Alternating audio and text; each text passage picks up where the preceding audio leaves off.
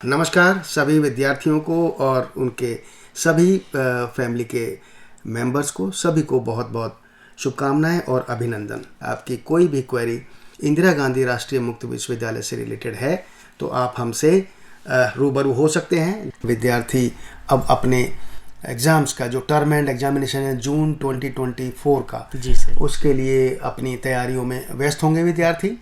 और जब तैयारियों में व्यस्त होंगे तो सभी विद्यार्थियों को ये ज्ञात भी होगा कि जो टर्म एंड एग्जामिनेशन की जो डेट शीट है वो अब हमारी वेबसाइट पर आ गई है। और सभी विद्यार्थियों को जिन्होंने अपने एग्जामिनेशन फॉर्म भरे हैं वह उन्होंने चेक कर लिया होगा कि उनके एग्ज़ाम का सेंटर कहाँ पड़ा है। जी बिल्कुल, हॉल टिकट्स है। तो जून 2024 के जो एग्ज़ाम के लिए हॉल टिकट्स हैं, एडमिट कार्ड हैं, वो भी जारी कर दिए हैं। बिल्कुल तो सर। सभी विद्यार्थी अपनी जो हॉल टिकट्स हैं, एडमिट कार्ड्स हैं, उनको डाउनलोड कर लें वेबसाइट से और उनको सुरक्षित अपने पास रख लें।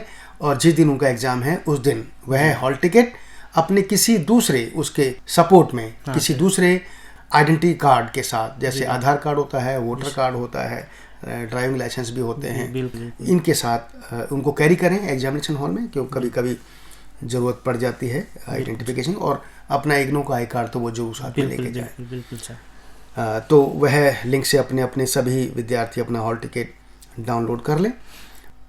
कभी विद्यार्थियों को ये लगता है संदीप के मैंने तो एग्जामिनेशन सेंटर भरा नहीं था जी सर, और यह एग्ज़ाम सेंटर मेरा क्यों आ गया। बिल्कुल सर, ये बहुत सारी क्वेरीज आती हैं। हम अपने विद्यार्थियों के लिए बताएं कि ऐसा हो जाता है, जैसे मैंने पहले ही बताया कि बहुत सारे विद्यार्थी अपने एग्जामिनेशन देते हैं, विश्वविद्यालय से जुड़े हुए हैं। तो जब वो अपने एग्जामिनेशन सेंटर अपनी चॉइस के हिसाब से भर रहे होते हैं तो कुछ विद्यार्थी पहले भर देते हैं, कुछ लोग बाद में भरते हैं सर। 1 महीने का प्रोसेस होता है ये, ऑलमोस्ट 1 से 1.5 महीने। तो विश्वविद्यालय में फर्स्ट कम फर्स्ट सर्व के बेसिस की हम पॉलिसी फॉलो करते हैं। और जो विद्यार्थी अपना पहले एग्जामिनेशन फॉर्म भर देते हैं उनको उनका चॉइस का सेंटर मिल भी जाता है। लेकिन इसके अलावा यह भी बहुत कोशिश रहती है हमारी कि जो विद्यार्थी एग्जामिनेशन फॉर्म भर रहे हैं और उनके एड्रेस के हिसाब से उनको जो उनका जो निकटतम एग्जामिनेशन सेंटर है हम उसको अलॉट करने की कोशिश करते हैं। जी बिल्कुल सर। लेकिन कई बार ऐसा हो जाता है कि इवन वो विद्यार्थी भी जिन्होंने बहुत पहले अपना एग्जामिनेशन फॉर्म भर दिया होता है उनका एग्ज़ाम सेंटर बहुत दूर पड़ जाता है। जी बिल्कुल सर। उसका कारण जो मुख्यतः है वो यह रहता है कि जो एग्ज़ाम उन्होंने जिस एग्ज़ाम के लिए उन्होंने फॉर्म भरा है और एग्ज़ाम सेंटर सेलेक्ट किया है उसमें वो जो निकटतम एग्ज़ाम सेंटर हैं वहाँ पर वो एग्जामिनेशन कंडक्ट नहीं कराया जा बिल्कुल सर, वो पेपर या से अवेलेबल नहीं। जो न्यूनतम संख्या होती है किसी भी एग्ज़ाम सेंटर को किसी भी विषय के लिए एग्ज़ाम सेंटर बनाने के लिए, इंक्लूड करने के लिए, इस्टेब्लिश करने के लिए वो जो न्यूनतम संख्या है वो पूरी नहीं होती है। बिल्कुल सर, बिल्कुल। और इस बात से हम अनभिज्ञ नहीं हैं सभी विद्यार्थी और सभी हम जो सुन रहे हैं, पेरेंट्स, विद्यार्थी, टीचर्स, और हम क्योंकि हर एक कार्य में एक व्यय होता है, एक्सपेंडिचर्स होते हैं, फाइनेंसेस इन्वॉल्व हैं। तो उसके पॉइंट ऑफ व्यू से भी हम कभी कभी बहुत दूर नहीं होते हैं जी, लेकिन वो एक रीजनेबल डिस्टेंस पर हम वह एग्ज़ाम सेंटर इस्टेब्लिश करते हैं। तो जो विद्यार्थी हमें सुन रहे हैं और जिनके पेरेंट्स भी हमें सुन रहे हैं तो ये आप ज़रूर ध्यान रखें और इस बात के साथ हमसे आप सहयोग दें कि अगर एग्ज़ाम सेंटर थोड़ा बहुत दूर हो गया है तो हमेशा के लिए तो है नहीं, वो सिर्फ एक एग्ज़ाम सेंटर 1, 2, 3, 4, 5 दिन के लिए है। तो उसमें आपको हमसे बेयर करना है विश्वविद्यालय से और अपने एग्ज़ाम्स आप वहाँ जा कर के दे सकते हैं। जहाँ तक एग्ज़ाम में बैठने के लिए इग्नो के आई कार्ड और हॉल टिकट की मैंने बात की है जो कि बहुत ज़रूरी है।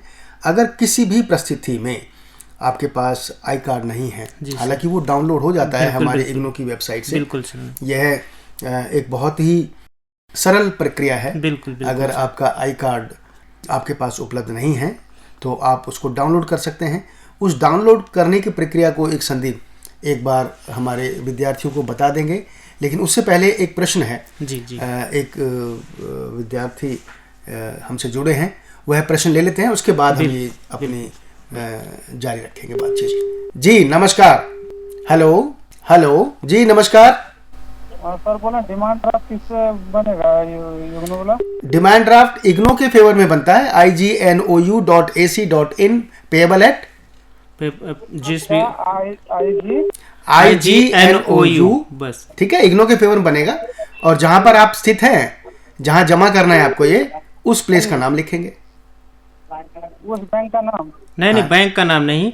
अगर आप जिस भी स्टेट में है, अगर रीजनल सेंटर पे जमा करा रहे हैं तो उस रीजनल सेंटर का नाम लिख सकते हैं। जैसे इग्नू, अगर अगर आप वाराणसी पे जमा कर रहे हैं तो इग्नू वाराणसी लिखेंगे। अगर दिल्ली के लिए भेज रहे हैं तो इग्नू दिल्ली लिख सकते हैं। तो सर हम भर दिए हैं, इग्नू कॉलेज देवघर लिख दिए हैं। इग्नो कॉलेज नहीं होता है, इग्नू देवघर के नाम से बना सकते हैं। हाँ, तो फिर से बोलिएगा जो बोला भरने। इग्नू देवघर। इग्नू देवघर? हाँ, इग्नू देवघर ना? देवघर भी नहीं लिखेंगे तब भी चल जाएगा। जब वो ड्राफ्ट बनाएंगे ना तो आपसे पूछेंगे कहाँ देना है, तो तब आप कहेंगे कि मुझे देवघर में सबमिट करना है। हाँ, तो सिर्फ इग्नू देवघर लिखना बस? बस। इग्नो कॉमा देवघर। इग्नू कॉमा देवघर।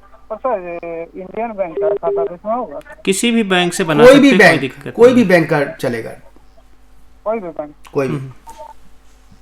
ठीक है जी, नाम बताया नहीं मैंने। कोई बात नहीं, एक कॉलर लिख लीजिए आप।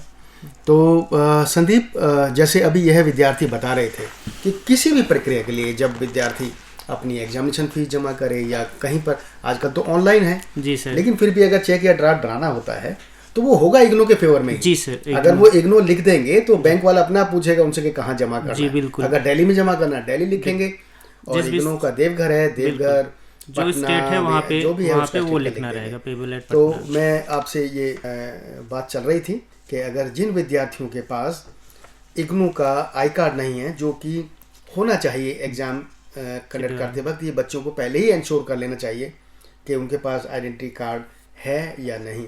तो उसके लिए क्या प्रक्रिया रहती है, कैसे करें, उनको लिंक बताएं और पूरा प्रोसेस बताएं कि आई कार्ड कैसे डाउनलोड किया जा सकता है। बिल्कुल। तो बहुत सारे विद्यार्थी हैं, सवाल करते हैं जो और एग्ज़ाम के दौरान फिर हॉल टिकट डाउनलोड करते हैं और आईडी कार्ड की ज़रूरत होती है, जो इग्नू का आईडी कार्ड होता है। अगर जिन भी विद्यार्थी के पास इग्नू का आईडी कार्ड नहीं है, चाहे उन्होंने ऑफलाइन एडमिशन लिया है चाहे ऑनलाइन एडमिशन लिया है, दोनों के लिए मैं बताने वाला हूं। अगर सबसे पहले ऑफलाइन विद्यार्थियों जिन्होंने एडमिशन लिया है उनके लिए बता देता हूं। अगर आपने ऑफलाइन एडमिशन लिया हुआ है, एक कॉलर है संदीप। अच्छा। इस प्रक्रिया को हम जारी रखेंगे। जी बिल्कुल। दूसरे कॉलर हैं। हेलो जी नमस्कार, आपका स्वागत है sir. Good afternoon. Good afternoon. आपका नाम? सर मैं कमल किशोर बात कर रहा हूँ। कमल जी कमल जी, आपका क्या प्रश्न है? सर हमने ना इग्नो में एडमिशन लिया था, इग्नो यूनिवर्सिटी करनाल में, बीकॉम जी से। आरसी करनाल बीकॉम जी, ओके। हाँ जी सर, हमारा ना एडमिट कार्ड नहीं निकल रहा है। और आपने एडमिशन कब लिया था? एडमिशन सर जुलाई में लिया था हमने। जुलाई कौन सा? जुलाई 2023? हाँ जी सर। अच्छा, और आपका क्या नहीं निकल रहा है? एडमिट कार्ड नहीं निकल रहा है। हॉल टिकट नहीं निकल रहा है। कब कोशिश की थी आपने? सर हमने 2-3 दिन हो गए लगातार ट्राई कर रहे हैं। एग्जाम फॉर्म भरा आपने कमल किशोर जी एग्जामिनेशन फॉर्म भरा था? हाँ जी, हमने तो क्या नाम का असाइनमेंट भी सबमिट करा गया सर करनाल में। और एग्जामिनेशन फॉर्म भरा है आपने? 200 रुपये पर सब्जेक्ट। हाँ जी। 200 रुपये पर सब्जेक्ट, उसका सबका आपका फीस वगैरह डिडक्ट हो गया है? हाँ जी। अच्छा, तो आपका एनरोलमेंट बताइए, आपका एनरोलमेंट नंबर क्या है? सर 2353 2353 86 हाँ जी 6200 6200 6200। आपका मोबाइल नंबर बताइए, कॉन्टैक्ट नंबर। 7206 24 6595। कमल जी, अभी आपको संदीप जी बताएंगे कि क्या करना है आपको। फिर भी अगर नहीं हुआ तो हम आपको इस प्रोग्राम के बाद, लंच के बाद, ये दोबारा कांटेक्ट करके आपको बता देंगे। हाँ संदीप, बताएं इनको। जब आप डाउनलोड कर रहे हैं तो इसमें जब आप अपना सारा डिटेल फिल करते हैं, अपना एनरोलमेंट नंबर और प्रोग्राम सेलेक्ट करते हैं, तो जैसे ही सबमिट पे क्लिक करेंगे ना, तो एक चेक बॉक्स टिक करने के लिए आता है। अगर आप मोबाइल पे कर रहे हैं, कई बार वो शो नहीं होता है प्रॉपर, तो वो चेक बॉक्स स्टूडेंट टिक नहीं कर पाते हैं, तो इस वजह से उनका जो है हॉल टिकट डाउनलोड नहीं होता है। ठीक है, तो एक बार आप प्रॉपर जो है साइबर कैफ़े पे या फिर आपके पास लैपटॉप पीसी है तो उस पर डाउनलोड करके देखिए। अदरवाइज अगर नहीं होता है तो अभी हम आपको कांटेक्ट करेंगे। आप अभी मोबाइल से देख रहे थे या डेस्कटॉप पे देख रहे थे? सर हम मोबाइल से देख रहे थे। नहीं, मोबाइल पर क्या होता है, पूरा स्क्रीन नहीं दिखता है कमल जी। ठीक है, आप डेस्कटॉप पे या लैपटॉप पे या किसी साइबर कैफे पे जा करके अपना हॉल टिकट डाउनलोड कर लीजिए, हो जाएगा 100%। क्योंकि ये पहली कंप्लेंट है इस बार की जिसने बताई है बच्चे ने। जी बिल्कुल सर मैं और मेरा ना एक फ्रेंड है, हम दोनों ने एक साथ भरा था। अच्छा, उसका भी नहीं कर रहा है। नहीं वो मोबाइल से नहीं दिखाई देगा आप, क्योंकि मोबाइल पे वो जो बॉक्स होते हैं ना आंसर करने के, इंटरैक्टिव बॉक्सेस, वो पूरे आते नहीं हैं। सर एक छोटी सी हेल्प चाहिए थी। बताओ। हमने ना जहाँ से फॉर्म फिल करवाए थे इग्नू के, हाँ। हम अगर सीएचसी सेंटर पे जाके उनसे वो उन्होंने खुद कहा कि करनाल जाओ एक बार यार। किस लिए? एडमिट कार्ड लेने के लिए। तो सर एक बार वहाँ आपके एडमिट कार्ड मतलब हॉल टिकट? हाँ जी। आई कार्ड है आपके पास? आई कार्ड है सर हमारे पास। नहीं, इसके हॉल टिकट के लिए आपको करनाल जाने की जरूरत नहीं है। अभी हम वही बता रहे हैं कि हॉल टिकट कैसे डाउनलोड करना है आपको अपने मोबाइल से, अपने क्योंकि आपको प्रिंट आउट भी चाहिएगा ना उसका, तो आपको प्रिंटर के लिए जाना तो पड़ेगा साइबर कैफे पे। हाँ जी, तो मैं वही कह रहा सर, हम ना छोटी सी हेल्प चाहिए थी, हम वहाँ पे जाकर आपकी बात करा दें। नहीं जा पाएगा, आपको जरूरत नहीं पड़ेगी आरसी जाने की। हॉल टिकट अगर आपने एग्ज़ाम फॉर्म भरा है तो कहीं भी जाने की ज़रूरत नहीं है। आप घर बैठे हॉल टिकट डाउनलोड करके कहीं से भी प्रिंट आउट ले सकते हैं, आपको वहाँ जाने की ज़रूरत नहीं। अगर आपने एग्ज़ाम फॉर्म नहीं भरा है तो इस केस में अब कुछ नहीं हो पाएगा। अभी हम चेक करेंगे, अगर आप डाउनलोड करिए, अगर नहीं होता है तो हम चेक करके आपको इन्फॉर्म करेंगे, ठीक है। और वो कहीं भी जाने की आपको ज़रूरत नहीं है अगर आपने ऑनलाइन अपना एग्जामिनेशन फॉर्म फिलअप किया है तो। ठीक है। ये जो आप बता रहे हैं ये किसने कहा है आपसे कि आप करनाल जाइए? सर सीएससी सेंटर वालों ने वही कहा, साइबर जहाँ से कैफे हमने टाइप के फॉर्म लोग। फिल करा था। नहीं, आप किसी साइबर कैफे पे जाइए जहाँ पर अच्छा इंटरनेट फैसिलिटी हो। वहाँ पर जो प्रक्रिया अभी संदीप जी बताएंगे उसको समझ लीजिए और फिर अपना हॉल टिकट या आई कार्ड दोनों लेकर के, सब इन सपोर्ट आपके पास कोई दूसरा गवर्नमेंट का आइडेंटिटी कार्ड भी होना चाहिए। तो अभी संदीप जी डिटेल में बताएंगे, ठीक है जी। Thank you. ठीक है सर, थैंक यू। संदीप।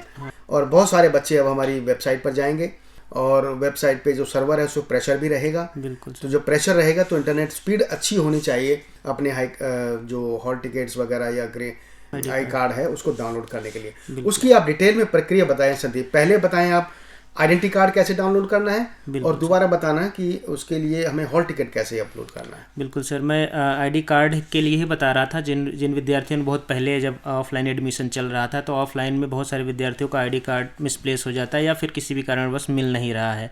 तो जिन्होंने ऑफलाइन जो है एडमिशन लिया है वो सारे विद्यार्थी, उनको अपने कंसर्न रीजनल सेंटर पे ही विजिट करना पड़ेगा। उनका आईडी कार्ड ऑनलाइन डाउनलोड नहीं होगा किसी भी परिस्थिति में। जब आप अपने रीजनल सेंटर पे विजिट करेंगे, आपको अपने रीजनल सेंटर पे विजिट करना है। वहाँ पे आपको अपने एक फ़ोटो के साथ जाना होगा। और अगर ऑनलाइन अगर आप जो है एनसीआर मतलब कि अगर रिपोर्ट करें हैं पुलिस में ऑनलाइन जो है वो भी आप लेके जा सकते हैं, या फिर एक प्रॉपर एप्लीकेशन आपको लिख के देना रहेगा। आपका हाथों हाथ आपका जो है आइडेंटिटी कार्ड बना दिया जाएगा, बशर्ते आप अपना एक फ़ोटो ज़रूर लेके जाइएगा, ठीक है। ये ऑफलाइन विद्यार्थियों के लिए है, आपको अपने कंसर्न रीजनल सेंटर पे ही जाना है। जिन भी विद्यार्थियों ने ऑनलाइन एडमिशन लिया है उनके लिए बहुत ही आसान है और बहुत सारे विद्यार्थियों को पता होगा। जिन विद्यार्थियों को नहीं पता है उनके लिए मैं बताना चाहूँगा, इग्नू का एक स्टूडेंट पोर्टल है जिसका लिंक मैं बता रहा हूँ, ignou.samarth.edu.in। आपको मैं स्पेल भी कर दे रहा हूँ ताकि आप मिस्टेक ना करें, बहुत सारे विद्यार्थी मिस्टेक कर देते हैं इसमें। ignou.samarth.edu.in। ये इग्नू का स्टूडेंट पोर्टल है। इसी पोर्टल से जो विद्यार्थी हैं, चाहे जिस भी प्रोग्राम के विद्यार्थी हैं, इस पे इनको इनरोल करना ही होता है। और जो मास्टर बैचलर के विद्यार्थी हैं जिनको आगे फर्दर री रजिस्ट्रेशन नेक्स्ट सेमेस्टर में करना होता है, इसी पोर्टल से ही होता है। जब आप इस पोर्टल पे फर्स्ट टाइम रजिस्ट्रेशन करेंगे तो उस पर न्यू रजिस्ट्रेशन का एक चेक बॉक्स रहता है फर्स्ट टाइम जब इस पोर्टल पे आप आएंगे, अगर आपने पहले नहीं किया है तो। और जिन्होंने विद्यार्थियों ने ऑलरेडी इस पर रजिस्टर्ड कर रखा है अपने एनरोलमेंट नंबर के थ्रू, उसको आपको बस जस्ट आप उस पर लॉगिन कीजिए। लॉगिन करने के बाद सबसे नीचे सर्विसेज में सर्विसेज पे क्लिक कीजिएगा। फिर उसके बाद उसमें डाउनलोड का एक ऑप्शन दिखेगा, डाउनलोड इग्नू आईडी कार्ड, उस पर क्लिक कीजिएगा। PDF फॉर्मेट में आपका इग्नू का आईडी कार्ड डाउनलोड हो जाएगा। डाउनलोड होने के बाद उसमें जब आप उसको ओपन करेंगे तो उसमें पासवर्ड पूछेगा। पासवर्ड आपका इनरोलमेंट नंबर होता है, ठीक है, तो उसको आप डालिएगा, वो ओपन हो जाएगा। उसको आपको प्रिंट आउट लेना है कलर में, किसी भी साइबर कैफ़े पे जाके आप ले सकते हैं। वही आईडी कार्ड वैलिड रहता है जब तक आपका प्रोग्राम वैलिड है। उसी आईडी कार्ड को आप बार बार कई बार प्रिंट कर सकते हैं, उसको आप अपना सेव करके रख लीजिएगा, कभी भी मिसप्लेस के केस में आप उसको प्रिंट आउट कर सकते हैं। जो फर्स्ट टाइम रजिस्ट्रेशन करेंगे उसको न्यू रजिस्ट्रेशन पे क्लिक करना है। जिनको एनरोलमेंट नंबर ऑलरेडी मिल चुका है वही जो है एनरोलमेंट नंबर मिलने के बाद ही इस पोर्टल पे आप रजिस्टर कर सकते हैं। तो आप फर्स्ट टाइम रजिस्ट्रेशन करेंगे तो न्यू रजिस्ट्रेशन पे क्लिक करेंगे तो आपका प्रोग्राम पूछेगा, आपका नाम पूछेगा एज पर आपके रजिस्ट्रेशन डिटेल में जो आपने भरा हुआ है। फिर आपका जो है प्रोग्राम डालने के बाद, ये सारी डिटेल डालने के बाद आप उस पर आगे प्रोसीड करेंगे तो आपके रजिस्टर्ड मोबाइल या ईमेल पे, आपके रजिस्टर्ड मोबाइल या ईमेल दोनों ध्यान रखिएगा, अपने पास रखिएगा, ओपन रखिएगा। उस पर एक OTP आता है, वो OTP डालेंगे तो आगे प्रोसीड करेंगे OTP डाल के। तो उस पर आपका जो यूज़र नेम रहता है, यूज़र नेम कुछ अलग नहीं भरना होता, ऑलरेडी सेलेक्टेड रहता है आपका एनरोलमेंट नंबर। सिर्फ आपको पासवर्ड अपना क्रिएट करना होता है, 8 to 10 डिजिट 16 डिजिट तक जो भी आप क्रिएट कर सकें उसको क्रिएट कर लीजिएगा। फिर उसी से आपको लॉगिन करना होता है। लॉगिन में जब जाएंगे तो आपका एनरोलमेंट नंबर पूछेगा, पासवर्ड जो आप क्रिएट किए रहते हैं उसको आप डालेंगे, लॉगिन करेंगे। आप लॉगिन करके अपना आईडी कार्ड सर्विसेज में जाके डाउनलोड कर सकते हैं। और ये काफ़ी बेनिफिशियल पोर्टल है, इग्नू स्टूडेंट पोर्टल। इस पर आप अपना RC चेंज कर सकते हैं, स्टडी सेंटर चेंज कर सकते हैं, एड्रेस चेंज कर सकते हैं। बाकी आपका अगर ग्रेड कार्ड, असाइनमेंट, बहुत सारी फैसिलिटी आपको देखने को इसमें मिलेगी। तो ये सभी स्टूडेंट्स के लिए है और एडमिशन कन्फर्म होते ही इस पोर्टल पर रजिस्ट्रेशन करना अति आवश्यक है ताकि आगे आपको कोई दिक्कत ना हो। जी सर। हाँ, बहुत अच्छी जानकारी आपने संदीप मुहैया कराई हमारे विद्यार्थियों को। अब क्योंकि एग्जामिनेशन का सीजन चल रहा है, जी बिल्कुल, बहुत सारे विद्यार्थी हमसे पूछते हैं कि हम अपने एग्ज़ाम की तैयारी कैसे करें। जी बिल्कुल सर। हम कैसे तैयारी करें कि हमारे अच्छे मार्क्स आ जाएं। जी कभी कभी तो विद्यार्थी पूछते हैं कि हम तैयारी भी ना करें और मार्क्स आ जाए, तो वो तो संभव नहीं है कभी भी। जब तक आप कोई एफर्ट्स नहीं करेंगे उसका फल आपको कैसे प्राप्त होगा। लेकिन जब आप ज़्यादा मेहनत करेंगे तो आपको उतना ही अच्छा फल भी प्राप्त होगा। बिल्कुल सर। ज़्यादा मेहनत करने के लिए और ऑप्टिमम मेहनत करने के लिए और एग्ज़ाम में पास होने के लिए आपके पास जो स्टडी मटेरियल है वो हम मुहैया कराते हैं हर एक विद्यार्थी को। और वो स्टडी मटेरियल संदीप इतना अच्छा होता है कि अगर विद्यार्थी उसको मन लगा के पढ़ ले, बिल्कुल तो उसको बहुत अच्छे अंक प्राप्त हो सकते हैं, ऐसा मेरा मानना है। इसके साथ साथ जब विद्यार्थी वह कोर्स मटेरियल भी कई बार तरह तरह के विद्यार्थी होते हैं। कई विद्यार्थियों की स्पीड बहुत ज़्यादा अच्छी होती है, कईयों की मीडियम होती है, कई की स्लो होती है। तो जो बहुत जल्दी उस मटेरियल को पढ़ के ख़त्म कर देते होते हैं वो पूछते हैं अब हम क्या करें, हमने तो पढ़ दिया वो। जी बिल्कुल। उनके लिए मैं बताऊं कि कभी भी ज्ञान की जो स्कोप है, ज्ञान प्राप्त करने का जो स्कोप है वो ख़त्म नहीं होता है। बिल्कुल सर। यह कभी भी नहीं हो सकता कि हमने ये पढ़ लिया अब हम क्या करें और इसमें स्कोप नहीं है। बिल्कुल सर। हमें भी इतने दिन हो गए पढ़ते पढ़ते, लेकिन मैं ये नहीं कह सकता हूँ कि अब बस हो गया, मुझे और कुछ जानने की स्कोप है नहीं, मुझे सब कुछ आता है।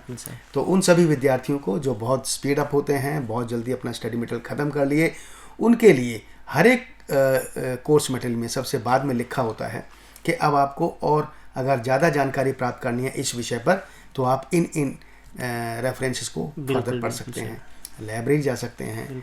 और जो हमारे ई ज्ञान कोर्स पर जो हमारे स्टडी मटेरियल है उसको पढ़ सकते हैं। जो हमारे लेक्चर्स हैं काउंसलिंग के, जो हमारे टीचर्स समय समय पर हमारे विद्यार्थियों को देते हैं, जो सभी कुछ हमारे आर्काइव में अवेलेबल है और वो 24/7 चलते रहते हैं, 12 महीने हमारे बच्चों के लिए अवेलेबल है। तो जिस वक्त भी उनको कोई जिज्ञासा होती है वह उस जो लिंक है हमारा काउंसलिंग वाला, जो लेक्चर्स हैं स्वयं प्रभा के, उस पर लॉगिन करें और लॉगिन करके उसको अपना सुन सकते हैं। बिल्कुल। तो इग्नू का जो फैसिलिटी है वो इतनी अच्छी है, इतनी सुविधाजनक है, इतनी फ्लेक्सिबल है कि विद्यार्थी जब चाहे, जब उसके पास वक्त है, स्टडी मटेरियल पढ़ सकता है। वह लेक्चर जो उनको सुनने हैं और ज़्यादा अपने कॉन्सेप्ट्स को क्लियर करने के लिए उनको क्लिक कर सकते हैं, डाउनलोड करके उनको पढ़ सकते हैं। एक बात। दूसरी बात, कभी कभी विद्यार्थी ये पूछते हैं कि कैसा पेपर आएगा, जो खासकर पहली बार एग्जाम के लिए जा रहे होते हैं, तो उनकी जानकारी के लिए मैं बताऊं, जो विद्यार्थी पहली बार एग्ज़ाम देने जा रहे हैं वह भी, उनके लिए भी जो पुराने क्वेश्चन पेपर्स हैं जी सर, वो हमारी इग्नू की वेबसाइट पर, स्टूडेंट कॉर्नर पर जी डाउनलोड में जाके उसमें डाउनलोड जा कर के अपने कोर्स का जो कोड होता है उसके हिसाब से वो देख सकते हैं कि किस तरह का क्वेश्चन पेपर आम तौर पर आते हैं और उन क्वेश्चन पेपर्स को भी एक मॉडल मान के वो अपनी तैयारी आगे कर सकते हैं। जी सर। एक बात, दूसरा ये कि जब ये सब हो जाता है उसके बाद कई विद्यार्थी ऐसे होते हैं जिनके प्रैक्टिकल्स भी होते हैं। जी सर। तो उन विद्यार्थियों के लिए मैं बताऊं, जो साइंस के विद्यार्थी हैं, कंप्यूटर साइंस के हैं, टूरिज्म के हैं, उन विद्यार्थियों के लिए बताएं कि जब टर्म एंड एग्जामिनेशन कंप्लीट हो जाता है जी सर, उसके बाद जो उनका कंसर्न रीजनल सेंटर है जी सर, वो प्रैक्टिकल्स की डेट उनको नोटिफाई करता बिल्कुल है। सर, बिल्कुल। और यह सारी प्रक्रिया साइमल्टेनियस चलती है। जी सर। अगर विद्यार्थी के एग्जामिनेशन कंप्लीट हो गए तो उसके बाद उनको अपने प्रैक्टिकल्स इंतजार करनी चाहिए कि प्रैक्टिकल के एग्जामिनेशन की। जी। और प्रैक्टिकल एग्जाम भी हम बहुत जल्दी कराते हैं क्योंकि हमें जो प्रैक्टिकल्स के लिए लैब्स हैं वो किसी भी कॉलेज में ही अरेंज करनी होती हैं। जी बिल्कुल। और वैकेशन के दौरान ही हम उनको कर पाते हैं या सैटरडे संडे जी बिल्कुल बिल्कुल सर। तो उसके लिए भी बच्चे ध्यान रखें। तो इस तरह से विद्यार्थी अपनी एग्जामिनेशन की जो तैयारियां हैं वो कर सकते हैं। और अगर फिर भी इसके अलावा भी किसी भी विद्यार्थी को एग्जामिनेशन से, एडमिशन से, हॉल टिकट से रिलेटेड कोई भी क्वेश्चन है तो वह हमें लिख भी सकते हैं। बिल्कुल। हमें ईमेल कर सकते हैं director ssc@igno.ac.in। आप इस पर कोई भी क्वेरी हमें लिखिए, हम कोशिश करेंगे आपको उसका जवाब जल्दी से जल्दी प्राप्त करवा दें। जी बिल्कुल सर। इसके बाद यह तो बात रही एग्जामिनेशन की जी सर, कि अब बच्चे एग्जामिनेशन के लिए हॉल टिकट जारी हो गए हैं और उसके लिए डेट शीट आ गई है। हमने बताया कि उनकी तैयारियां कैसे करनी है अच्छे पढ़ के। अब बच्चे जैसे ही एग्जामिनेशन दे देते हैं उसके बाद पूछते हैं कि मेरा रिजल्ट कब आएगा। जी, रिजल्ट कब आएगा। तो अब हमें थोड़ी सी बात रिजल्ट पे करनी होगी। जी बिल्कुल। रिजल्ट का ये रहता है कि जब यह प्रक्रिया हमारी ऑलमोस्ट 40-45 दिन चलती है जी सर एग्जामिनेशन की, और करीब करीब 50 लाख बच्चे जी सर एग्जामिनेशन की जो हमारी आंसर शीट्स हैं वो होती 50 लाख के करीब आती हैं हर सेमेस्टर में। तो वो जो इनकी जांच करने की प्रक्रिया है, आंसर स्क्रिप्ट को इवेल्युएट करने की जो प्रक्रिया है वो भी साइमल्टेनियस चलती रहती है। विद्यार्थी ये ना सोचें कि एग्जामिनेशन खत्म हो गया तो अब वो खत्म होने के बाद सारे एग्जाम खत्म होंगे तब हम आंसर स्क्रिप्ट को भेजते हैं। ऐसा नहीं है। जैसे ही विद्यार्थी अगर आज एग्जाम है, लंच के बाद वो शाम को पैक हो जाते हैं सारे, फिर वो जो हमारे रीजनल इवेल्यूएशन सेंटर्स हैं जी बिल्कुल सर, वहाँ पर डिस्पैच होते हैं कहीं पर किसी जगह पर कंसोलिडेट होकर के, और फिर वो एग्जामिनेशन की जो इवोल्यूशन की जो प्रक्रिया है वो साइमल्टेनियस चलती रहती है। इसीलिए हम कहते हैं कि विश्वविद्यालय का ये नॉर्म है कि जिस दिन बच्चे ने एग्जामिनेशन दिया जी सर, उस पेपर का रिजल्ट आम तौर पर 45 दिन के बाद डिक्लेयर आ जाता है। जी बिल्कुल। और हम ये जानकारी अपने विद्यार्थियों को देना चाहेंगे कि जनरली जुलाई के फर्स्ट वीक में ये एग्जामिनेशन हमारे ख़त्म होंगे 15 जुलाई को, और 45 डेज ऑलमोस्ट हो गए। अगर 8 को एग्ज़ाम स्टार्ट होंगे 8 जून को, तो 40-42 दिन के में हम एग्ज़ाम चलेंगे। उसके 45 दिन के अंदर हमारे most of the results declare कर दिए जाते हैं। तो उसकी भी थोड़ी सी पेशेंस विद्यार्थियों को रखनी होगी। कभी कभी विद्यार्थी क्या कहते हैं कि हमारा एक पेपर का रिजल्ट आएगा, एक का नहीं आया, और विद्यार्थी का जो एक का रिजल्ट आया होता है वो उन्होंने शुरू में दिया है, और जो लास्ट पेपर जिसका रिजल्ट नहीं आया वो उन्होंने सबसे बाद में दिया है। तो उसके लिए भी उनको थोड़ा सा इंतजार करना होगा। और कभी कभी हालात ऐसे हो जाते हैं कि ऐसा जरूर ये 100% भी करेक्ट नहीं है कि कभी इस बात को कोट करें कि मैंने कहा जिस दिन एग्जाम दिया उसके 45 डेज में थोड़ा सा आगे पीछे 8-10 दिन प्लस माइनस हो जाता है। एज पर इवैल्यूएशन सेंटर वो सर वेरी क्योंकि विश्वविद्यालय की भी ये रेस्पॉन्सिबिलिटी रहती है कि जो एग्जामिनेशन की प्रक्रिया है उसका रिजल्ट डिक्लेयर करके, क्योंकि ये तो ऑनगोइंग प्रोसेस है, फिर हम नेक्स्ट एग्जामिनेशन के लिए लग जाते हैं जो दिसंबर का रहता है। जी सर। तो ये हमारी भी मॉरल रिस्पॉन्सिबिलिटी है और हमारी इच्छा भी रहती है कि जल्दी से एग्जामिनेशन की प्रोसेस खत्म हो और हम आगे के एग्जाम के लिए चले जाएं। जी सर। ताकि विद्यार्थी जो भी है, लेकिन जब बच्चे विद्यार्थी अपने असाइनमेंट्स एग्जामिनेशन दे देते हैं लेकिन उनका रिजल्ट भी आ जाता है, फिर भी कई बार उनके रिजल्ट अधूरे रह जाते हैं क्योंकि उन्होंने असाइनमेंट सबमिट नहीं किए होते हैं, अपना प्रैक्टिकल नहीं पूरा होता है या प्रोजेक्ट वर्क जो उनको सबमिट करने होते हैं वो नहीं हुए होते हैं। तो सभी विद्यार्थियों से मेरी ये भी अनुरोध रहेगा कि जो उनके असाइनमेंट्स हैं, प्रैक्टिकल्स हैं, प्रोजेक्ट्स हैं जून 2024 के लिए, वह सब अभी सबमिट हो रहे हैं। जी सर, हो चुके हैं लगभग सर। हाँ। डेट भी लगभग ओवर हो चुकी है।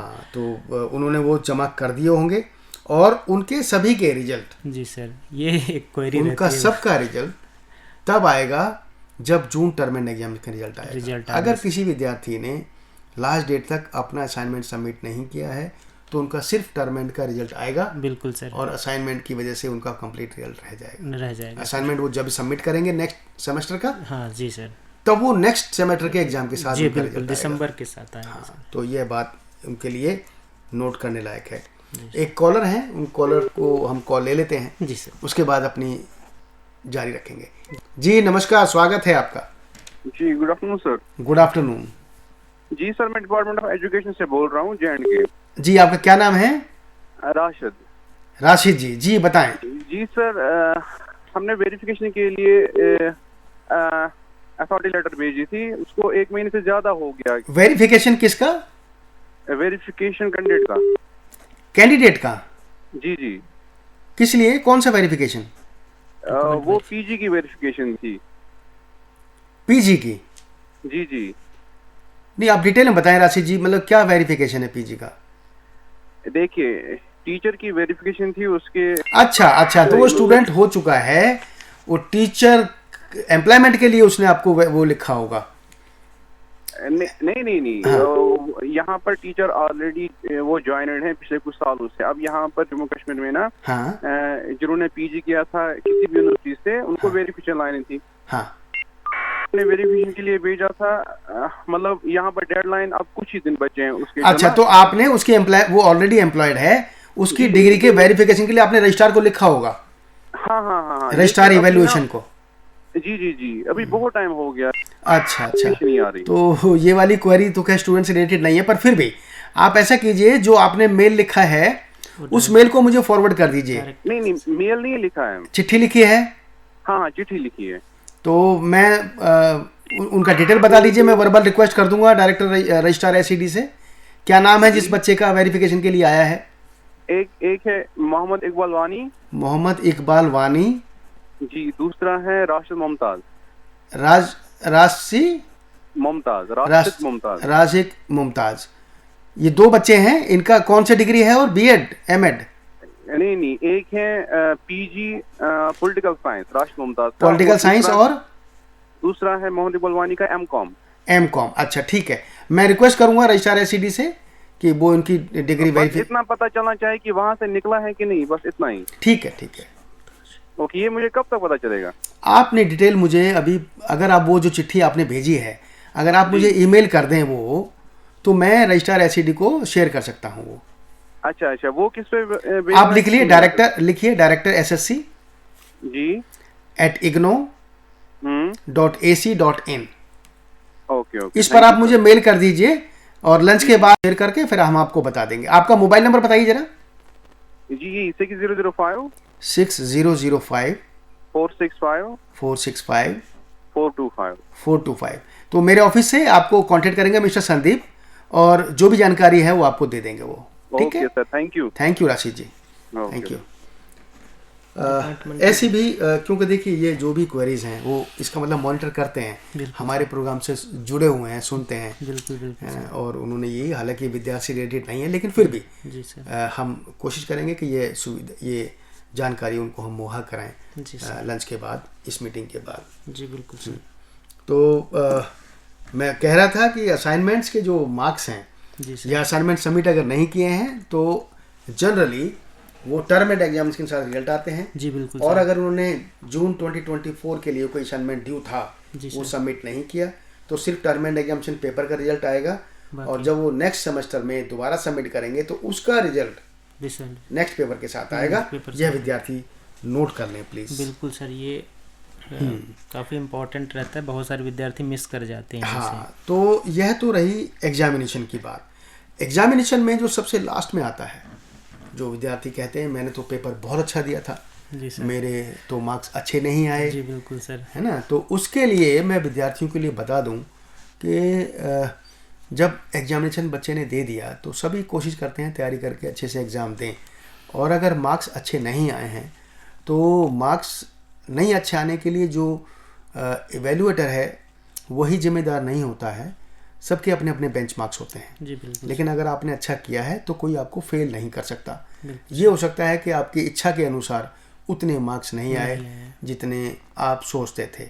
उस केस में अगर आपको, मैं ये एक्टिविटी में प्रमोट नहीं करना चाहता हूँ, लेकिन फिर भी कई बार ऐसा होता है कि विद्यार्थी को लगता है कि मेरे मार्क्स अच्छे नहीं आए, इससे बेहतर आ सकते थे।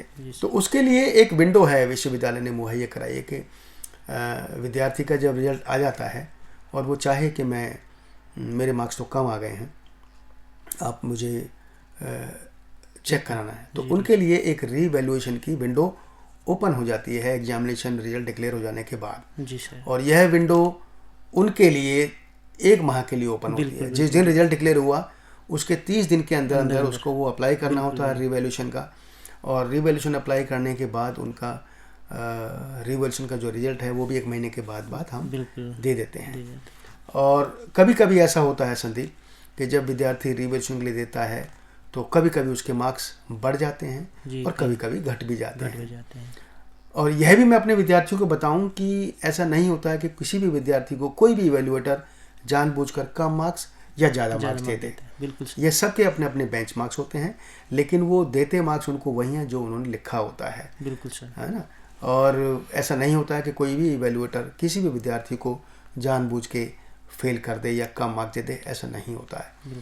तो यह सुविधा उन विद्यार्थियों के लिए जिनको लगता है कि मेरे मार्क्स नहीं आए हैं, कम आए हैं, वो उसको उपयोग में ला सकते हैं और अपनी जो संशय है उसको पूरा कर सकते हैं। इसके बारे में मैं फिर एक चर्चा रखूँगा। एक टेलीफोन कॉल है, उसको ले लेते हैं। इवैल्यूएशन से रिलेटेड एक बात और है जो मुझे याद दिलाना संदीप, कि कहते हैं मैं दोबारा जान के फेल किया, इसके बारे में बात करेंगे। एक कॉलर है, कॉल ले लेते हैं। जी नमस्कार। हेलो जी नमस्कार, आपका स्वागत है। नमस्कार सर। जी आप अपना नाम बताएं फिर प्रश्न पूछें। सर मैं कमल किशोर बात कर रहा हूँ। अच्छा, कमल किशोर जी ही बात कर रहे हैं, ठीक है सर। हमने ना हॉल टिकट के चार्जेस पे नहीं करे थे, हमारे पास इन्फॉर्मेशन नहीं आई थी उस टाइम टेलीग्राम पे। अच्छा हाँ जी, तो अब सर कोई सोल्यूशन है इस चीज का? एग्जाम फॉर्म नहीं भरा था आपने? नहीं सर। तो अगर आपने एग्जामिनेशन फॉर्म नहीं भरा है कमल जी, तो फिर तो हॉल टिकट आएगा ही नहीं, और आपके पास कोई इन्फॉर्मेशन इसलिए आने की ज़रूरत नहीं है कि वो तो सब वेबसाइट पे अवेलेबल होता है, सब प्रोस्पेक्टस प्रोग्राम गाइड में सब लिखा होता है कि अगर आपने जुलाई 2023 में एडमिशन लिया है तो अब तो आपका एग्जामिनेशन होना ही था। तो सर जैसे हम अब भरें, अब नहीं भर सकते आप। अब आप एक काम कीजिए, हाँ जी, अब जो आपका एग्जाम होगा वो दिसंबर में होगा, दे सकते हैं, ठीक है। हाँ जी सर। तो सितंबर में एग्जामिनेशन के लिए फॉर्म फिर निकलेंगे, हाँ जी, और आप सितंबर में मैक्सिमम जो भी एप्लीकेबल हैं आपके कोर्सेज उनको पेपर्स को भर दीजिए, और दिसंबर में टर्म एंड एग्जामिनेशन होंगे। तो आपको कोई लॉस होगा नहीं, आप दोनों सेमेस्टर्स के पेपर उसमें दे सकते हैं, दोनों सेमेस्टर। हाँ, लेकिन एक बात ध्यान रखनी पड़ेगी, अगर कोई पेपर ओवरलैप हो गया, वो एडजस्ट नहीं कराया जाएगा बैक का, तो आप उनको फिर नेक्स्ट सेमेस्टर में दे सकते हैं। जी सर। अभी इनका आई थिंक फर्स्ट ईयर है तो कोई लैप्स नहीं होगा, तो लैप्स भी नहीं होगा आपका तो कोई, ठीक है। हाँ, तो सितंबर डेट ध्यान रखिएगा। जब भी नोटिफिकेशन आएगी इग्नू की वेबसाइट पे, आपको इग्नू की वेबसाइट पे समय समय पर विजिट करते रहना चाहिए, और आपने अगर असाइनमेंट सबमिट नहीं किए हैं वो सबमिट कर दीजिए, अगले सेमेस्टर के भी बना लीजिए सब जो आपको सितंबर में देने हैं, ठीक है। सर असाइनमेंट तो हमने सबमिट कर दिए थे, अगले कोई बात नहीं, अब आपको दोबारा असाइनमेंट लिखने की जरूरत नहीं है, बस एग्जाम फॉर्म एग्जाम फॉर्म भरना होगा आपको, ठीक है सर। ठीक है सर अगले सेमेस्टर के जो सितंबर के हैं वो तो देने पड़ेंगे ना? नहीं, अब आपने ये तो पिछले सेमेस्टर के दे दिए ना, और यही पेपर आप भरोगे अब। हाँ जी, तो इसके लिए असाइनमेंट लिखने की दोबारा जरूरत नहीं है। आप जो नेक्स्ट सेमेस्टर में जाओगे तब आपको लिखना है, नेक्स्ट ईयर के लिए, ठीक है सर। ठीक है। और नेक्स्ट ईयर के भी रजिस्ट्रेशन होता है, उसके लिए भी चल रहा है, उसको करवा आपको नेक्स्ट ईयर के लिए रजिस्ट्रेशन आपका अभी चल रहा है, उस पर मैं अभी थोड़ी देर में बात करता, तो आप वो भी अपना कर लीजिए, क्योंकि ऐसा नहीं कर सोचना कि मैंने एग्जाम तो दिया नहीं, फर्स्ट ईयर का सेकंड ईयर तो आपको पहले अगर आपका बीए का प्रोग्राम है तो 3 साल आपको रजिस्ट्रेशन करना होता है नेक्स्ट ईयर के लिए। तो आप रजिस्ट्रेशन कर लीजिए ताकि आपका रजिस्ट्रेशन वैलिड रहे और तभी आप एग्जाम फॉर्म भी भर पाएंगे नेक्स्ट ईयर के लिए। ठीक है सर। ओके कमल जी, ठीक है सर। तो मैं संदीप बात कर रहा था कि कई बार विद्यार्थी कहता है कि मुझे जानबूझकर फेल कर दिया या मेरे को 0 मार्क्स कैसे आ सकता है, या कभी कभी वो आरटीआई में या अदरवाइज भी इवैल्यूएशन करते हैं तो अपनी आंसर स्क्रिप्ट लेते हैं और उसमें देखते हैं इसमें कहीं पर भी टिक नहीं है। जी सर। तो हर एक टीचर की इवेल्यूएट करने की जो मेथोडोलॉजी है वो डिफरेंट होती है। हो सकता है जब मैं किसी आंसर स्क्रिप्ट को चेक करता हूँ तो मैं उसमें हर शीट पर टिक करता हूँ, क्रॉस मार देता हूँ, क्वेश्चन मार्क लिखता हूँ, स्लैश कर देता हूँ और आंसर दे देता, जो मार्क्स हैं वो भी लिख देता हूँ। जी सर। कई टीचर कुछ नहीं करते, वो पढ़ेंगे और पढ़ के उसके मार्क्स लिख देते हैं एंड में। जी सर।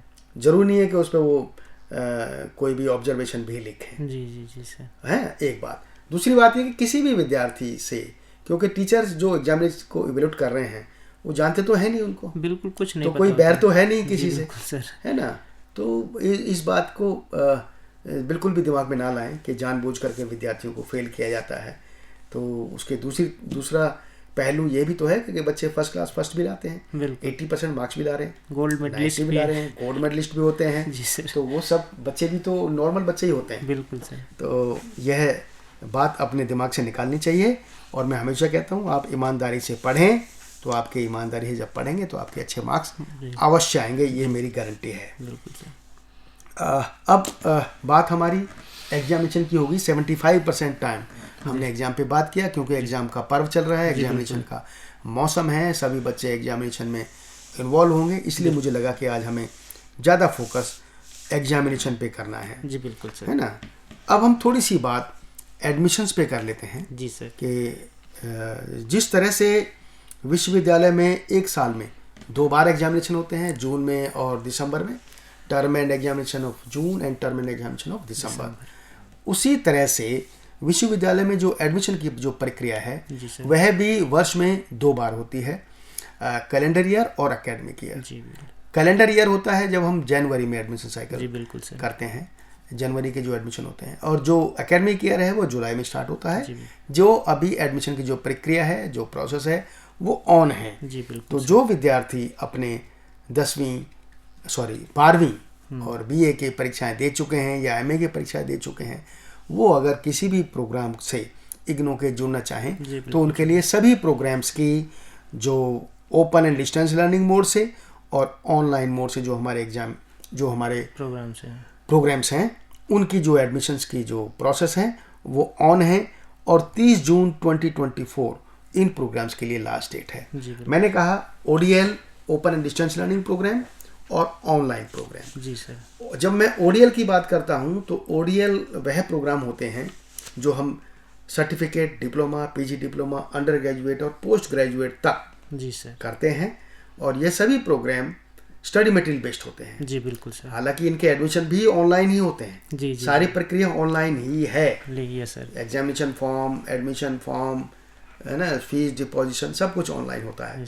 लेकिन ये पेन पेपर वाला एक पेपर है, जी सर, कोर्स है जिसको स्टडी मटेरियल के बेस पर उनको एग्जामिनेशन के लिए अपेयर होना है किसी एग्जाम सेंटर पे, जो अभी चल रहे हैं इस तरह के। लेकिन इसके साथ साथ जो दूसरा हमारे प्रोग्राम है, बहुत सारे प्रोग्राम जी विश्वविद्यालय के 300 तो नहीं लेकिन कुछ प्रोग्राम जी बिल्कुल हमारे ऑनलाइन भी ऑफर में होते हैं। बिल्कुल। और ये ऑनलाइन जो प्रोग्राम है वो हमारे प्रोग्राम है जिसमें सारा कंप्लीट प्रोसेस ऑनलाइन होता है, वायर ऑन वेब्स होता है। Yes sir. और उसमें स्टडी मटेरियल मुहैया नहीं कराया जाता है, डिजिटल पढ़ना पड़ता है, डिजिटल स्टडी है वो सर। और सब कुछ, और आजकल डिजिटल का ज़माना है जी सर, इंटरनेट का ज़माना है, ICT का ज़माना है, तो और ये advance form of distance learning ही है। जी बिल्कुल सर। ठीक है। लेकिन फिर भी जो विद्यार्थी ऑनलाइन से हमारे कोर्स कर रहे हैं उनके लिए ये नहीं है कि वो अपना ई ज्ञान कोर्स, उनके लिए भी भंडार अवेलेबल है। ERPs जितने भी हमारे कोर्स मटेरियल हैं जो हमारी वेबसाइट पर अवेलेबल हैं वो सब पढ़ सकते हैं। बिल्कुल सर। लेकिन उनको जो स्टडी मटेरियल है प्रिंटेड फॉर्म में नहीं मिलेगा, बिल्कुल सर। वो आपको पढ़ना है। बाकी आप लेक्चर्स जो हमारे ऑनलाइन अवेलेबल होते हैं डिफरेंट चैनल्स पर, वो सुन सकते हैं आपकी सुविधा के हिसाब से। लेकिन आपका जो एग्ज़ाम है उसमें ऑप्शन है। जी बिल्कुल सर, ऑनलाइन और पेन एंड पेपर दोनों। जो आपका एग्जामिनेशन होता है ऑनलाइन बच्चों का, उसमें ऑप्शन अवेलेबल है। अगर वो ऑप्ट करते हैं पेन एंड पेपर तो वो दे सकते हैं, उसको ऑप्ट कर सकते हैं एग्जाम फॉर्म भरने वक्त, नहीं तो वो ऑनलाइन तो दे ही सकते हैं। ऑनलाइन तो दे ही सकते हैं, तो ये एक सुविधा है उनके लिए। लेकिन जो हमारे ओडीएल फॉर्म के बच्चे हैं वो ऑनलाइन एग्जाम नहीं दे सकते, उनको पेन पेपर पे ही देना है। बाकी सारी प्रक्रियाएं एक जैसी हैं, एक जैसे ही उनके क्वेश्चन पेपर्स वगैरह सब सेट होते हैं और टाइम टेबल वगैरह हम सब सेम होते हैं, जारी करते हैं। तो ये बात रह गई हमारी एडमिशन्स की, जी सर, ओडीएल और ऑनलाइन की। लेकिन जब हम एडमिशन्स की बात करते हैं संदीप, जी सर, बहुत बार बच्चे कहते हैं कि मैंने तो अपना एडमिशन का फॉर्म भर दिया, मुझे तो कुछ मिला नहीं। बिल्कुल सर। तो उन विद्यार्थियों के लिए मैं बताऊं कि जब वो एग्जामिनेशन के लिए अपनी एडमिशन प्रोसेस में रहते हैं, या तो वो अपने घर इंटरनेट से अपने डेस्कटॉप पे या लैपटॉप पे करते होंगे, या मोबाइल से करते होंगे, या किसी साइबर कैफे पे जाएंगे। बिल्कुल सर। तो जो बच्चे अपने घर से करते हैं, अपने डेस्कटॉप पे अपने स्टडी से करते हैं, उनके लिए तो ज़्यादा दिक्कत नहीं आएगी। बिल्कुल नहीं। लेकिन आम तौर पर देखा गया है कि जो विद्यार्थी साइबर कैफ़े पर जाकर के अपने एडमिशन्स की प्रक्रिया कंप्लीट करते हैं, जी सर, वो ये इंश्योर करें कि जो उनको आईडी ओपन करनी होती है, एक ईमेल चाहिए होता है, एक पासवर्ड चाहिए होता है, ये इंश्योर करें कि वो ईमेल उनका अपना हो, ताकि जो जानकारियाँ समय समय पर हम अपने विद्यार्थियों को भेजते हैं वो उनकी अपने ईमेल पर जाती हैं। बिल्कुल सर। उनको अपना मोबाइल नंबर यूज़ करना चाहिए, क्योंकि व्हाट्सएप के ज़रिए या मैसेजेस के ज़रिए बहुत सारी जानकारियां विद्यार्थियों को दी जाती हैं। तीसरी बात, जो विद्यार्थी फ़ीस पे करते हैं ऑनलाइन, उसके लिए भी किसी भी गेटवे से वो फीस दें, लेकिन उसमें जो अकाउंट है, बैंक अकाउंट है, क्रेडिट का या डेबिट का, वो उनका अपना होना चाहिए। परिवार के किसी भी कई बार क्या होता है कि जब बच्चे किसी भी साइबर कैफ़े पे जाते हैं और वो अपने साइबर कैफ़े वाले, क्योंकि वहाँ बहुत सारे विद्यार्थी आते हैं, बिल्कुल सर, और जो विद्यार्थी इस बात से अनभिज्ञ रहते हैं वो अपना ईमेल, अपना मोबाइल नंबर और अपना ही बैंक अकाउंट यूज़ कर लेते हैं, और हो सकता है बच्चों से कुछ ज़्यादा फीस या कुछ वो ज़्यादा ले लेते हों। जी सर। तो वो एक तो उस घटना से बच्चे बच जाएंगे। उनको वही फीस वहाँ देनी है साइबर कैफ़े पे जो उनकी ऑफिशियल बनती है उस साइबर कैफ़े को यूज़ करने के लिए। और मैं ये इसलिए इंसिस्ट कर रहा हूँ कि बच्चों को सारी जानकारियाँ, अगर उन्होंने ये सब इंसिस्ट नहीं किया, वो सारी जानकारियाँ साइबर कैफ़े पे उनके मोबाइल पे, उनके ईमेल पर जाएंगी। जी बिल्कुल। तो इसलिए वो अपना ईमेल, अपनी आईडी, अपना मोबाइल, अपना बैंक का कार्ड वो यूज़ करें फीस जमा करने के लिए। बिल्कुल सर। कभी कभी क्या होता है कि फीस बाउंस हो गई, जमा हो गई, या फिर एनरोलमेंट इशू नहीं हुआ, तो फीस तो चली गई उसकी, बिल्कुल किसी भी कारणवश एडमिशन कैंसिल हुआ, वापस नहीं आई। जी बिल्कुल सर। और उसके अलावा अगर किसी विद्यार्थी ने चाहा कि मैं अपना एडमिशन ये कैंसिल करता हूँ, मुझे दूसरे प्रोग्राम में लेना है, बिल्कुल तो वो एडजस्ट नहीं होती है। बिल्कुल सर, वो रिटर्न होती है, कैंसिल करके उनको वो फीस रिटर्न होती है और फिर वो दूसरे प्रोग्राम में कर सकते हैं। तो या दूसरे प्रोग्राम में कर दें, इसको कैंसिल कर दें। बिल्कुल। तो जिस गेटवे से, जिस प्रोसेस से आपकी फीस सबमिट हुई है, उसी प्रोसेस से वो वापस भी आती है। लेकिन आपने अगर फीस आपने कैश में दे दिया कहीं पर और आपको क्रेडिट कार्ड से ही जमा करनी, क्योंकि इग्नो में किसी को ऑथराइज नहीं किया है, किसी भी ऑफिस को, किसी भी बॉडी को, कि वो हमारे बिहाफ फीस ले लें। बिल्कुल। इसलिए ऑनलाइन फीस जमा करनी होती है और उसका रिटर्न भी ऐसे ही होता है जैसे आपने जमा किया। तो आप ये 3 बातें ध्यान रखिए। एक तो आपका ईमेल आईडी होना चाहिए, और आपका मोबाइल नंबर आपको अपना यूज़ करना है जिस पर आपको अलर्ट्स आएंगे, और आपका जो पेमेंट का जो जरिया है, क्रेडिट कार्ड, डेबिट कार्ड, वो सब आपका होना चाहिए, अपना होना चाहिए, ताकि वो सब जानकारियाँ आपको आपके कॉन्टैक्ट्स पर मिलती रहें। यह रही बात। उसके बाद जब बच्चों का एडमिशन्स हो जाते हैं, जी सर, तो सबसे पहले उनको एक 16 डिजिट का एक नंबर मिलता है, कंट्रोल नंबर।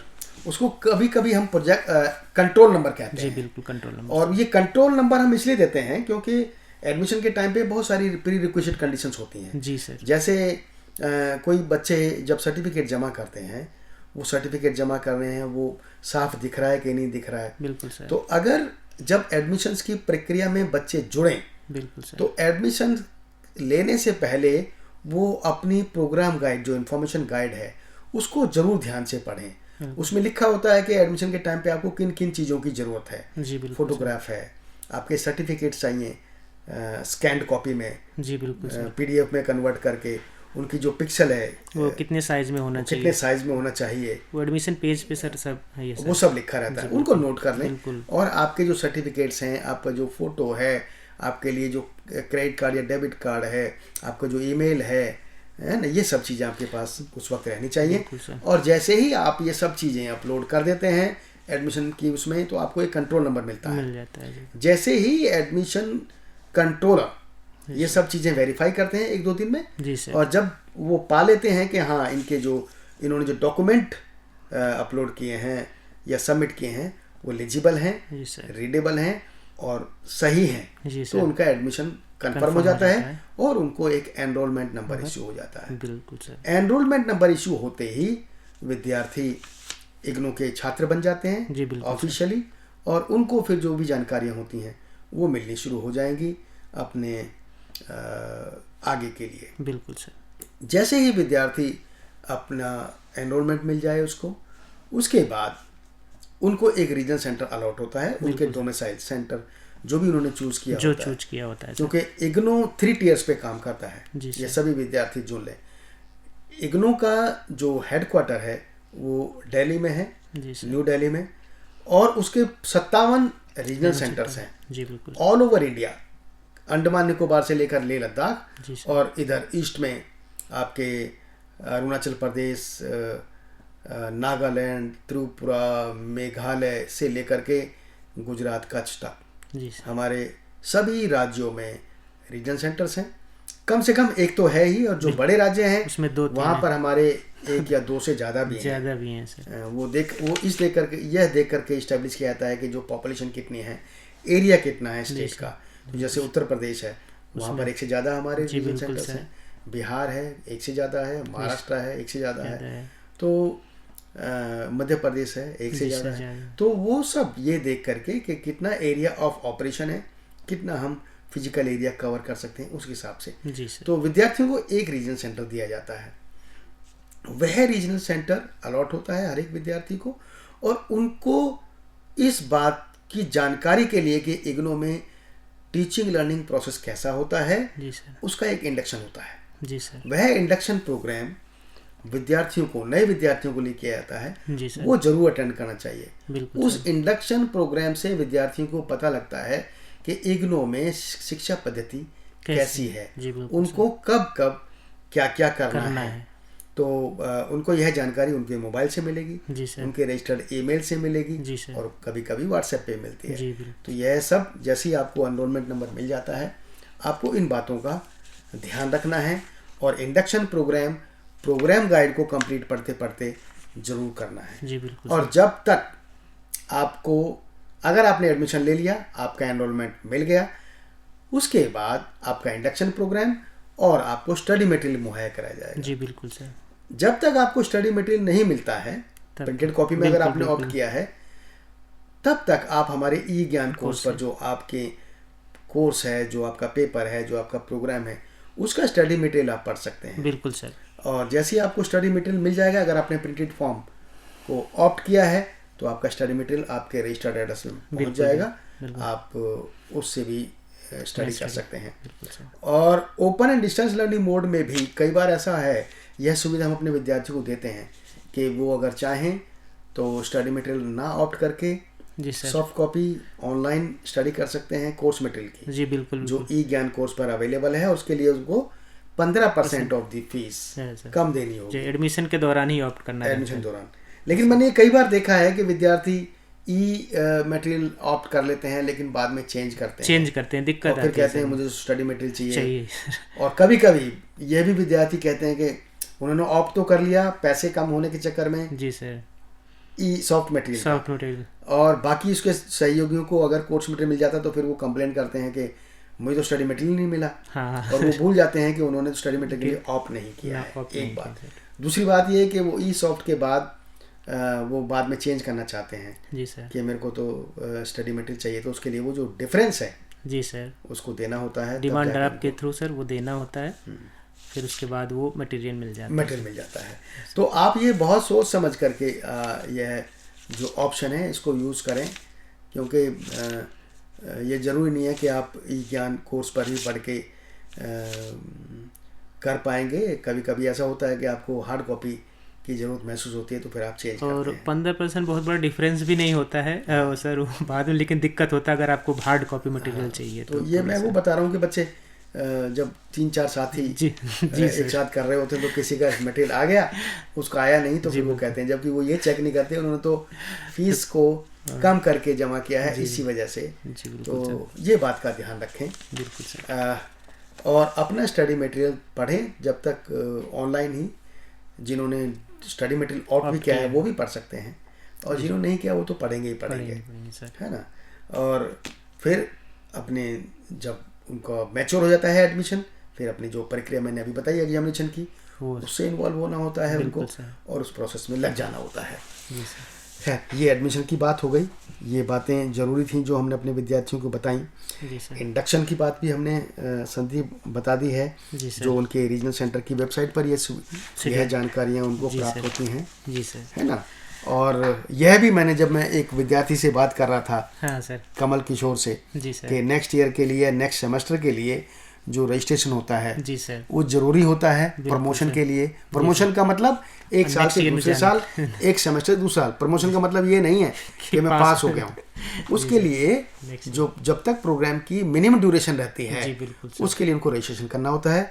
जो अभी ऑन है, जो विद्यार्थी हमसे जुड़े हुए हैं BA MA प्रोग्राम के लिए, एक साल से ज़्यादा साल के प्रोग्राम के लिए, उनका जो रजिस्ट्रेशन है नेक्स्ट सेमेस्टर के लिए या नेक्स्ट ईयर के लिए वो ओपन है।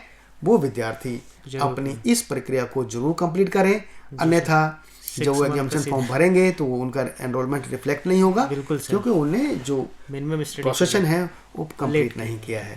तो यह सब जानकारियां थी जो हमारे विद्यार्थियों को लिए आज के लिए हमें लगा संदीप के ज़रूरी हैं। अगर मैं कुछ मिस कर गया हूं तो आप उसको बता सकते हैं। बिल्कुल सर, सारी जानकारियाँ हो गई हैं, और मोस्ट इम्पॉर्टेंट यही था जो परीक्षा का विषय था, और वो काफ़ी डिटेल में उस पर चर्चा भी हुई है। और सर ने आपने जो है फ्रेश एडमिशन के बारे में बता दिया, जो कि सभी प्रोग्राम्स के लिए चल ही रहा है। 23 जून इसकी भी लास्ट डेट है। और लास्ट में ये भी बात हुई है कि आप नेक्स्ट ईयर नेक्स्ट सेमेस्टर में जाने के लिए जो री रजिस्ट्रेशन की प्रक्रिया होती है वो भी चल रही है। बहुत कंपलसरी एक्टिविटी है, इसको अगर आप नहीं करते हैं तो फिर आपका 6 मंथ का प्रोग्राम एक्सटेंड होता जाता है, फिर आपको बाद में कंपाइल होती हैं सारी चीज़ें, तो फिर आपको दिक्कत होती है। तो इसको ज़रूर कर लें। इसकी भी जो रजिस्ट्रेशन प्रक्रिया है ओपन है 30 जून तक। तो ये मोटा जो मेन अपडेट था उस पर अभी आज चर्चा हुई है। तो सर यही था आज का जो है। हाँ, नहीं यही बात जो अभी हमने कमल किशोर जी को भी कही थी। जी सर। हालांकि उनका एग्जैक्टली एनरोलमेंट नेक्स्ट ईयर के लिए रजिस्ट्रेशन के लिए नहीं, उनका इसलिए हो गया कि उन्होंने एग्जामिनेशन फॉर्म नहीं भरा सर। तो ये ऑनगोइंग प्रोसेस रहता है जी सर। विद्यार्थियों को अपने रजिस्ट्रेशन के लिए, नेक्स्ट ईयर के रजिस्ट्रेशन के लिए, नेक्स्ट ईयर या नेक्स्ट सेमेस्टर के लिए रजिस्ट्रेशन के लिए सचेत रहना चाहिए। बिल्कुल सर। और जो उनकी टाइमलाइन होती है जी सर, वो जब इंडक्शन के प्रोग्राम के टाइम पर ही उनको बताई जाती है। जी सर। और किसी भी कारणवश अगर आप इंडक्शन प्रोग्राम अटेंड नहीं कर पाते हैं तो जो हमारी प्रोग्राम गाइड है उसमें बहुत क्लियरली लिखा है। मैं तो बल्कि कहूँगा, हमेशा बोलता हूँ, हमारे विद्यार्थी प्रोग्राम गाइड को जब भी उनको खाली वक्त मिलता है बिल्कुल सर, उसको जरूर पढ़ना चाहिए। 90% की जो क्वेरीज हैं वो उस प्रोग्राम गाइड को पढ़ने से कवर हो जाती हैं। मैं इसमें कोई अतिशयोक्ति नहीं होगी अगर विद्यार्थी या हम सबको ये लगता है कि हमारा कोर्स मटेरियल इस तरह से लिखा गया है कि उसमें टीचर इनबिल्ट होता है, उसमें सारी क्वेरीज, सारे असेसमेंट्स सब होते हैं हमारे कोर्स मटेरियल में। उसी प्रक्रिया के तहत हम अपना प्रोग्राम गाइड भी लिखते हैं। प्रोग्राम गाइड भी इतनी ही कॉम्प्रिहेंसिव होती है कि उसमें कोई भी ऐसा क्वेश्चन या कोई ऐसी क्वेरी ना रह जाए जो बच्चे को जानकारी जरूरी है और उसको मिले ना। बिल्कुल सर। तो प्रोग्राम गाइड को भी आप कोर्स मटेरियल की तरह ही पढ़ें, चाहे उसका कोई एग्जाम नहीं होता है, लेकिन उसको पढ़ने से आपकी बहुत सारी जो जानकारियां हैं वो आपको मिलेंगी और कभी कभी बहुत सारी डिफ़िकल्टीज से आप बच सकते हैं। बिल्कुल बिल्कुल। जैसे एग्जामिनेशन फॉर्म कब भरना है, असाइनमेंट्स कब जमा करने हैं, आपका एग्जामिनेशन कब कब होंगे, वगैरह वगैरह। तो ये सब बातें आपको ध्यान रखनी होगी। तो आपको बहुत बहुत शुभकामनाओं के साथ सभी को बहुत नमस्कार। बहुत बहुत नमस्कार सभी को।